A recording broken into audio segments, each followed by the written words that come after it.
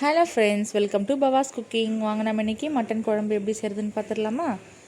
ஒரு குக்கரில் 1/2 கிலோ மட்டனை வாஷ் பண்ணி ஆட் பண்ணிக்கோங்க. அது கூடவே 1/2 ஸ்பூன் மஞ்சள் தூள், 2 ஸ்பூன் மட்டன் மசாலா, உப்பு தேவையான அளவு, 1 ஸ்பூன் இஞ்சி பூண்டு பேஸ்ட் ஆட் பண்ணி நல்லா கறி முங்குற அளவுக்கு தண்ணியை ஊற்றிட்டு மிக்ஸ் பண்ணிவிட்டு 3 விசில் வர வரைக்கும் ப்ரெஷர் குக் பண்ணி எடுத்துக்கோங்க.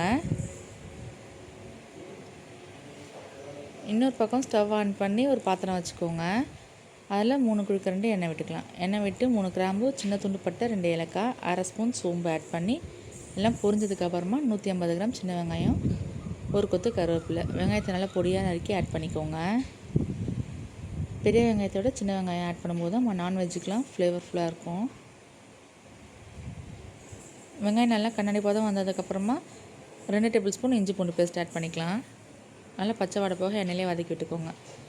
அது கூடவே 2 பழுத்த தக்காளி, கொஞ்சமாக உப்பு ஆட் பண்ணி நல்லா தக்காளி மசிஞ்சு வர அளவுக்கு வதக்கிக்கோங்க. தட்டை போட்டு மூடி வச்சுக்கலாம்.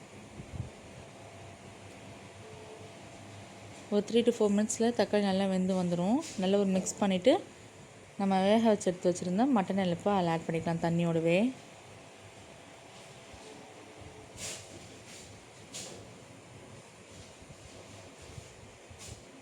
நல்லா மிக்ஸ் பண்ணிக்கோங்க. மிக்ஸ் பண்ணிவிட்டு வீட்டில் அரைச்ச குழம்பு மிளகாய் தூள் 1 டேபிள் ஸ்பூன் ஆட் பண்ணிக்கலாம். உங்கள் காரத்துக்கு ஏற்ற மாதிரி நீங்கள் ஆட் பண்ணிக்கோங்க.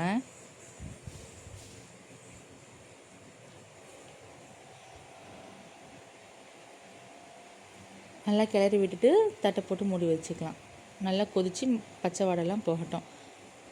நல்லா கொதித்து வர கேப்பில் நம்ம தேங்காய் பேஸ்ட் ரெடி பண்ணிக்கலாம். 1/4 மூடி தேங்காய், 1/2 ஸ்பூன் சோம்பு, 1/2 ஸ்பூன் சீரகம், உங்கள் காரத்துக்கு ஏற்ற மாதிரி மிளகு ஆட் பண்ணிக்கோங்க. 1 டேபிள் ஸ்பூன் மிளகு ஆட் பண்ணியிருக்கேன். தண்ணி விட்டு நல்லா ஃபைன் பேஸ்ட்டாக அரைச்சிக்கோங்க. நல்லா குழம்பு கொதித்து எண்ணெய் பிரிஞ்சு வந்ததுக்கப்புறமா நம்ம அரைச்சி வச்சுருந்த கோகோனட் பேஸ்ட்டில் ஆட் பண்ணிக்கலாம். மிக்ஸ் பண்ணிவிட்டு ஒரு கொதி வரட்டும்.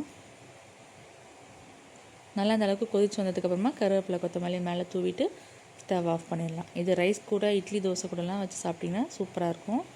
இதே மாதிரி நீங்களும் ட்ரை பண்ணி பாருங்கள். ட்ரை பண்ணி பார்த்துட்டு எப்படி வந்துச்சுன்றதை கமெண்ட்ஸில் சொல்லுங்கள். இந்த வீடியோ பிடிச்சிருந்துச்சுன்னா லைக் பண்ணுங்கள், ஷேர் பண்ணுங்கள், கமெண்ட் பண்ணுங்கள். மறக்காமல் சப்ஸ்கிரைப் பண்ணிக்கோங்க. உங்கள் ஃப்ரெண்ட்ஸ் அண்ட் ஃபேமிலிக்கு ஷேர் பண்ணிவிடுங்க. தேங்க்ஸ் ஃபார் வாட்சிங்.